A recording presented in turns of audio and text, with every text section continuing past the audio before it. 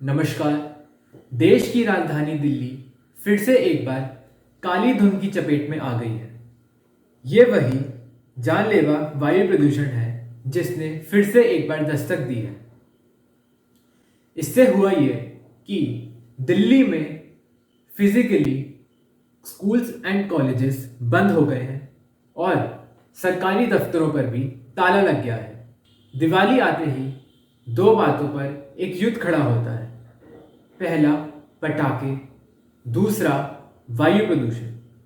इससे मैं सहमत भी हूं क्योंकि इन दो बातों से ही दिल्ली में काफ़ी ज़्यादा प्रभाव पड़ता है।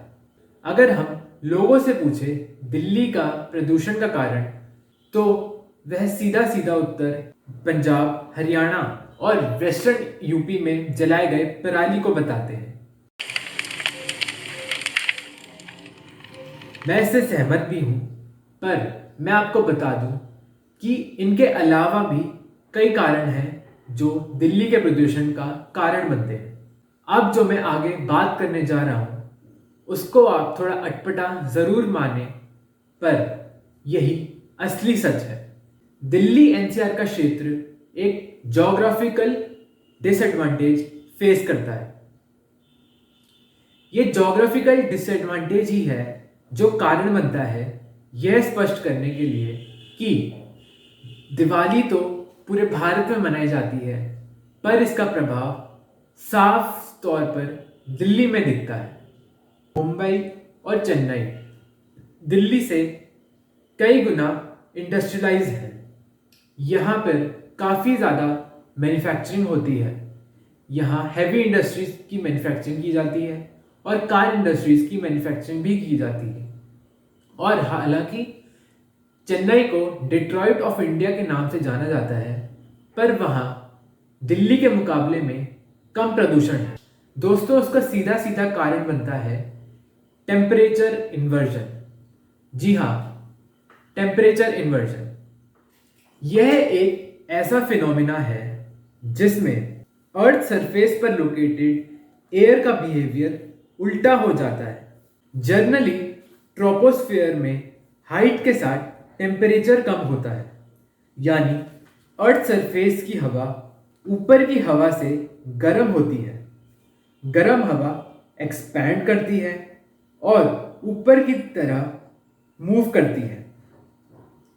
ऐसे में हवा का मूवमेंट बना रहता है और अगर फैक्ट्री से निकला हुआ धुआं या फिर वहीकुलर पोल्यूशन अर्थ सरफेस पर रिलीज भी होता है, तो वह अपवर्ड डायरेक्शन में मूव करता है और अर्थ सरफेस पर एकत्रित नहीं होता।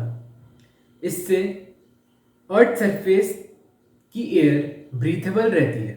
टेम्परेचर इन्वर्जन में धरती की सतह की हवा ऊपर की सतह से ठंडी हो जाती है, क्योंकि एक्सट्रीम विंटर में अर्थ सरफेस सन की हीट से गर्म नहीं हो पाता और ठंडा अर्थ सरफेस नीचे के एयर को भी ठंडा कर देता है। इससे अर्थ सरफेस पर जो ठंडी हवा है वह ऊपर नहीं उठ पाती और इस कारण से ही धरती पर हो रहे प्रदूषण का जगह जगह इकट्ठा हो जाना तो लाजमी है। जब तक टेम्परेचर इन्वर्जन खत्म नहीं होता, यह स्थिति तब तक रहती है। आपको मैं बता दूं कि फॉग का फॉर्मेशन भी इसी कारण से होता है। प्रदूषण के कण इस फॉग के साथ मिलते हैं तो स्मॉग बनता है। अगर ऐसी स्थिति बन भी जाए तो इससे लड़ना कोई मुश्किल बात नहीं है। अगर हवा का बहाव बना रहा तो ऐसी स्थिति से लड़ा भी जा सकता है, परंतु दिल्ली एनसीआर का क्षेत्र इसमें भी मार खा जाता है। एयर क्वालिटी को सबसे ज्यादा जो प्रभावित करता है वह है wind speed and direction. Delhi में हवा औसतन 1 से लेकर 3 मीटर पर सेकंड तक रहती है, जो गर्मी के मुकाबले 1/3 है और चेन्नई के मुकाबले में तो बहुत कम। अब बात कर लेते हैं विंड डायरेक्शन की। विंटर्स में नॉर्थ वेस्टर्न जैसे इलाकों में हाई प्रेशर होता है और इंडियन ओशन में लो प्रेशर। काफी लोगों को पता भी होगा कि हवा हाई प्रेशर से लो प्रेशर की तरफ मूव करती है। नॉर्थ वेस्टर्न इलाका बहुत सूखा इलाका है। यहाँ मिट्टी भी काफ़ी ज़्यादा है। यहाँ की हवा अपने साथ काफ़ी डस्ट पार्टिकल्स दिल्ली, हरियाणा, पंजाब और वेस्टर्न उत्तर प्रदेश की तरफ लाती है और ऐसे में नॉर्थ में हिमालयाज और साउथ में विंध्यास के बीच में इकट्ठा हो जाती है। इस क्षेत्र को इंडो गैंजेटिक एरिया भी कहते हैं। आपको मैं बता दूं कि 2017 में इराक में एक डस्ट स्टॉर्म आया था। इसके चलते ही दिल्ली की एयर क्वालिटी में फ्लक्चुएशन देखने को मिला था और उस समय मैं बता दूं कि स्टबल बर्निंग सिर्फ 25% ही थी।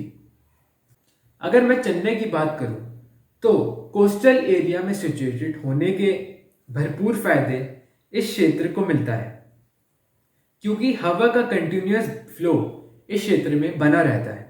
आपके ज्ञान के लिए बता दूं कि दिल्ली ही सिर्फ ऐसा क्षेत्र नहीं है जो ये परेशानी झेलता है। देश के कई ऐसे क्षेत्र हैं जो इस परेशानी से जूझ रहे हैं, जैसे कि अमेरिका में लॉस एंजलिस और मंगोलिया में उलन बतूर। आइए अब कुछ सॉल्यूशंस पर नजर डालते हैं।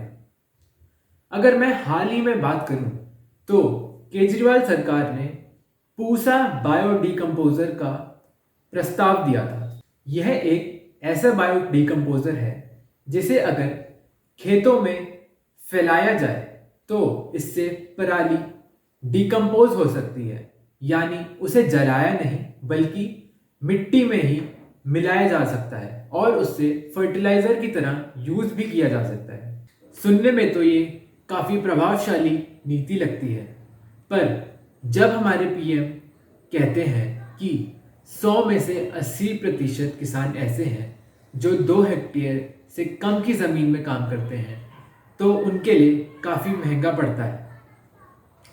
इसे खेतों में फैलाने के लिए ट्रैक्टर का भी इस्तेमाल किया जाता है और जिनके पास ट्रैक्टर नहीं है उनको सस्ता सौदा पराली को जलाने में ही लगता है।